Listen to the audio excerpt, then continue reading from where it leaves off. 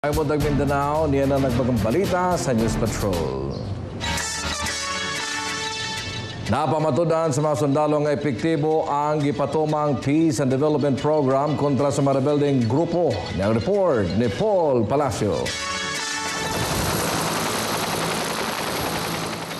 Sukad gipatuman ang Peace and Development Program sa 10th ID. Miubos ang pagpangatake sa mga rebelding NPA. Gikan sa 225 nitong 2010 kontra 137 na lang sa 2011. 316 ka mga NPA ang na-neutralized, diin 19 ang nangamatay. 62 ang nadakpan ug 237 ang misurrender nitong 2011. Pangontra sa Armed Forces of the Philippines kontra sa mga rebelde, mao ang panginabuhian pinaagi sa Peace and Development Outreach Program nga nagtudlo og livelihood sa katawhan aron moasenso aron dili madani sa pagrebelde. Sama ni Joy Calahong nga gitudluan sa paghimo og beads gamoy iyang gikuhaan og panginabuhian karon. Kay kanang inana kasagaran wala na siya half day na or 2 hours na nimo makuan tomorrow ginay buhaton.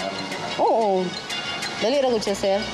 Ginakumpra o ginabaligya sa NCCC Mall sa Tagum ang baligyang silhig tukog o barbecue stick ni Joanne Ginit nga nakatuna niyang negosyo sa Pidop. Through the youth, atong mga kalalakihan na magtinabangay through aning mga product, then yung sa barbecue stick na while nagsikit siya, wala na. Yung mga nagtong-its, medyo na nakuha na, kay nalingap na sa kuha nagkuskus, nagsilig. Nagsugod ni siya sa medical mission nga nakita namo from there unsa gyud need sa tao. From that need, we created the solution, and the solution is very clear. That is livelihood program. Aktibo sab ang militar sa tree planting, clean-up drive, medical and dental mission, seminar workshop sa mga kabataan ug feeding program. Kung ma-prevent natin yung operations, nag-spend tayo ng Peace and Development Outreach Program sa baba, sa barangays. At hindi tayo nag-operate doon. Essentially, na-save natin yung efforts and the cost of the operation. Pero nabalaka ang Exodus for Justice and Peace nga mapagan ang mga sibilyan kay naa sa duol sa kabalayan ang mga detachment. Posible kung doon ay mahitabo nga attack, niya naa sila sa tunga, labing mahimong usa ka delikado nga sitwasyon. Mas marami kaming impormasyon na nakukuha ngayon. Why? Because we are there with the community. If they feel that they are more secured, magsasabi sila ngayon kung ano yung experience nila nung ano. They can already compare yung positive change. No?